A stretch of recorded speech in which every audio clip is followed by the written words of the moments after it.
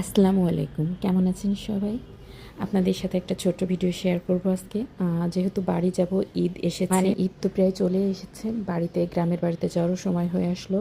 তো বাড়ি থেকে কোথাও যাওয়ার আগে মনে পড়ে আমার বাসার গাছগুলোর ঠিক কী অবস্থা হবে। তো যার জন্য সবগুলা গাছ সুন্দরভাবে নামিয়ে পানি দিয়ে ধুয়ে পরিষ্কার করে পানি চেঞ্জ করে রেখে যাচ্ছি। এতে কি হবে, গাছগুলো সতেজ থাকবে এবং 1-2 সপ্তাহতেও তেমন কিছু হবে না। তো সবগুলা গাছে আমি বেসিনে নিয়ে সুন্দর করে ধুয়ে রাখবো। যেহেতু মানি প্ল্যান্ট পানি বা পছন্দ করে, যার জন্য আমি প্রায় এভাবে তাদেরকে গোসল করিয়ে দিই এবং দেখতেও বেশ তরতাজা হয়ে যায়। এরপর সবগুলা জারে আস্তে আস্তে পানি দিয়ে দিই। পানি দেওয়ার পর আমি গাছগুলোকে আবার জায়গায় রেখে দেওয়ার চেষ্টা করব, কারণ এখনও অনেক কাজ বাকি।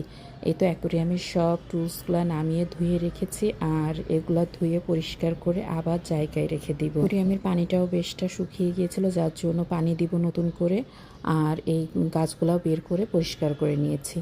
তো বাড়িতে যাওয়ার আগে তো একটা বাসা অনেক কাজ থাকে, এদিক ওদিক মানে ধোয়া মোছা তো লেগেই থাকে। তো এরপর আমি সবগুলা গাছ জায়গায় রেখে দিব। আমার এই মানি প্ল্যান্টের পাতাগুলো অনেক সুন্দর হয়েছে মাশাআল্লাহ। তো এই গাছগুলো জায়গায় রেখে দিয়ে আরও তো কোস গাছ বাকি আছে, তো সেগুলাও সেরে নিব। তো আমার এই ছোট ভিডিওটি যদি ভালো লেগে থাকে অবশ্যই কমেন্ট করে জানাবেন। যারা নতুন দেখছেন ফলো দিয়ে পাশে থাকবেন, আপনাদের জন্য নতুন নতুন ভিডিও নিয়ে আসার চেষ্টা করব। তো আজ এই পর্যন্তই। ছোট্ট ব্লগটি কেমন লাগলো কমেন্ট করে জানাতে ভুলবেন না কিন্তু।